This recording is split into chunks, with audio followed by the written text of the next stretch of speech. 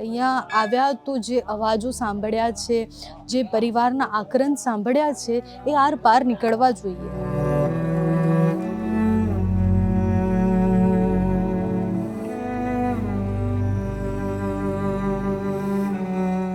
કોઈ જ બોલવાની સ્થિતિમાં નથી. જેને પોતાનો 22 વર્ષનો દીકરો ગુમાવ્યો હોય એની પાસે બૂમ ધરવું પણ અમને યોગ્ય નથી લાગ્યું.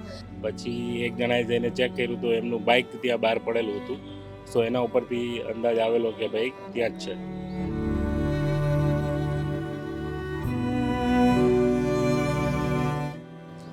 એકચ્યુઅલી એનું પેશન તો મ્યુઝિક અને એવું બધું હતું, અને જનરલી અત્યારે એનું કોઈ જોબ કે એવું કંઈ નહોતા કરતા, બટ હવે એક્સપેરિંગ આગળ કંઈક એનું પ્લાન હતું કે બિઝનેસ રિગાર્ડિંગ કંઈક કરવા માંગતા હતા.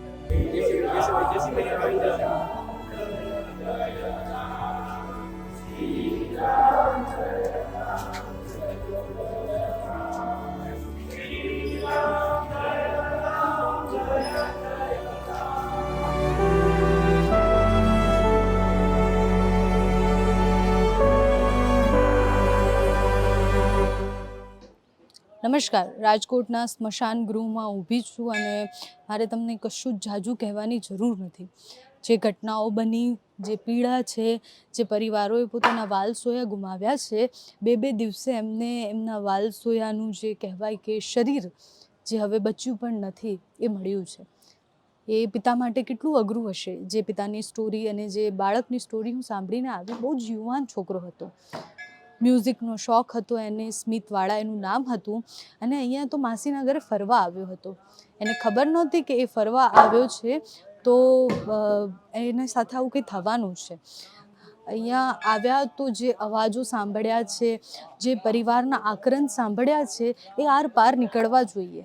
પણ કમનસીબે આપણને આટલી બધી ઘટનાઓ થયા પછી, આટલા બધા લોકોના મૃત્યુ થયા પછી, આટલા બધા પરિવારના માળા વિખેરાયા પછી પણ કંઈ ફરક નથી પડતો.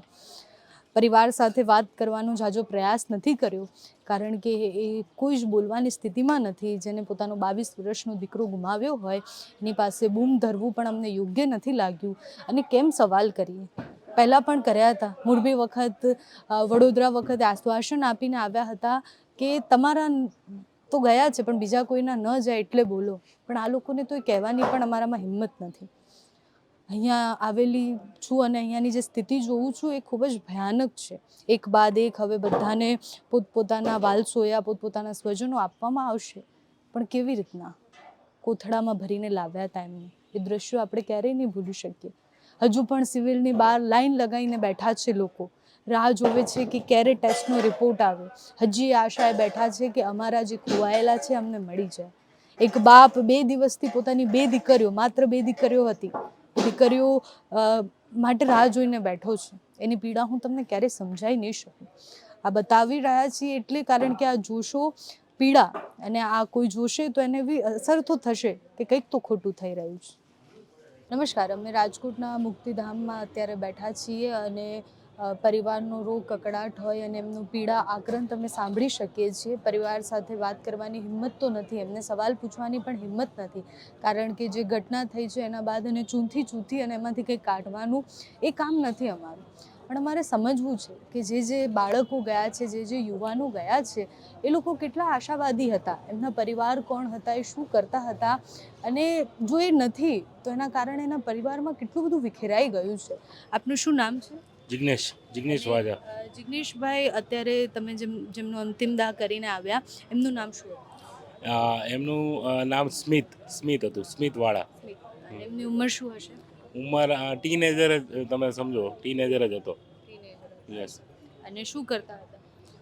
એકચ્યુઅલી એનું પેશન તો મ્યુઝિક અને એવું બધું હતું, અને જનરલી અત્યારે એનું કોઈ જોબ કે એવું કંઈ નહોતા કરતા, બટ હવે એક્સપેરિંગ આગળ કંઈક એનું પ્લાન હતું કે બિઝનેસ રિગાર્ડિંગ કંઈક કરવા માંગતા હતા. અને રાજકોટમાં જ રહેતા હતા? ના, રાજકોટ નથી, મૂળ ઉપલેટા રહેતા હતા. અહીંયા ખાલી જસ્ટ આઉટિંગ માટે આવેલા હતા, 1-2 દિવસ માટે. એ સિવાય અહીંયા નથી. એટલે ટૂંકમાં ખાલી આઉટિંગ માટે આવ્યા હતા અને રિટર્ન જવાના હતા ઉપલેટા, અને ઇન બિટવીન આ ઘટના બની ગઈ. ફેમિલીને ક્યારે જાણ થઈ? ફેમિલીને જાણ ટૂંકમાં સાંજે જ્યારે 6-6:30 વાગે જ્યારે એમનો સંપર્ક કરવાનો ટ્રાય કર્યો, તો મોબાઈલ બંધ આવ્યો ત્યારે ખબર પડી કે હવે અવેલેબલ નથી ત્યાં, અને એમના બીજા ફ્રેન્ડ સર્કલ થ્રુ ખબર પડી કે ભાઈ એ લોકો કદાચ ત્યાં મોલ ઉપર ગયા છે. પછી એક જણાએ જઈને ચેક કર્યું તો એમનું બાઇક ત્યાં બહાર પડેલું હતું. સો એના ઉપરથી અંદાજ આવેલો કે ભાઈ ત્યાં જ છે. આપ એમના બેન છો ને? Cousin sister. કઝિન સિસ્ટર છો. અચ્છા, તો તમે તો એમને જોયા હશે મોટા થતા, હા શ્યોર. અને એમના ફેમિલીની સ્થિતિ અત્યારે શું છે? કારણ કે એ લોકોને તો ખબર જ નહીં હોય ડીએનએ ટેસ્ટ થયા અને પછી ક્યારે બધી પ્રોસેસ થઈ. એને તો મોર્નિંગમાં જ અમે કહ્યું હતું, કારણ કે આ રાત્રે અમને ખબર પડી ગઈ હતી, પણ ફેમિલીને નહોતી જાણ કરી. અમે મોર્નિંગમાં જાણ કરી કે ભાઈ ફેમિલીની અત્યારે પરિસ્થિતિ નથી જણાવવાની, એટલા માટે. અને તમે મતલબ એમને મોટા થતા જોયા છે, તો એમને શું કરવું હતું? એમના પરિવારમાં બીજા ભાઈ બહેન ને બધા કેટલા હતા? એ પ્રેમાળ સ્વભાવનો હતો, ખૂબ જ બધા સાથે એન્જોય કરતો, બધા સાથે હળીમળીને રહેતો હતો. અચાનક આવું થઈ ગયું એટલે અમારા ફેમિલી મને આઘાત લાગી ગયો છે કે લાસ્ટ લોકેશન એ અહીંયા આવ્યો હતો મારા ફઈના ઘરે, અને મારા ફઈનો બીજો છોકરો પણ સાથે છે, એમની કોઈ પણ જાણ નથી અત્યારે. ત્યાં જ છે લોકેશન, લાસ્ટ લોકેશન ત્યાં ટીઆરપી જ દેખાડે છે, પણ અત્યારે અમને કોઈ ખબર નથી હજી એમની. હજી એનો કોઈ ડીએનએ રિપોર્ટ આવેલું નથી. એટલે ટેસ્ટ કરાવી દીધા છે? હા, ટેસ્ટ કરાવી દીધો છે. સબમિટ એ જ દિવસે કરાવી દીધા હતા. અચ્છા, તો પણ બંને મિત્રો હશે? બંને માસીના ભાઈઓ છે. બટ બંને સાથે જ ગયા હતા ત્યાં, અને બંનેને ટૂંકમાં કહેવાય ને આઉટિંગ જતા હોય આમ સાથે, પણ હવે આવું તો એને એક્સપેક્ટ પણ ના હોય કે આવું થઈ જશે. પણ હવે આ વખતે જોઈએ, હવે એનું હજી બીજાનું એક્સપેક્ટિંગ શું આવે છે રિઝલ્ટ.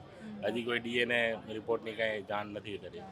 કાલે આમની જાણ કરી રાત્રે, અને આજે સવારે પછી અમે એમના ફેમિલીને જાણ કરી. સ્મિતના પપ્પા શું કરે છે? સ્મિતના પપ્પાને ફૂલ પાન સેન્ટર છે. ફૂડનું છે.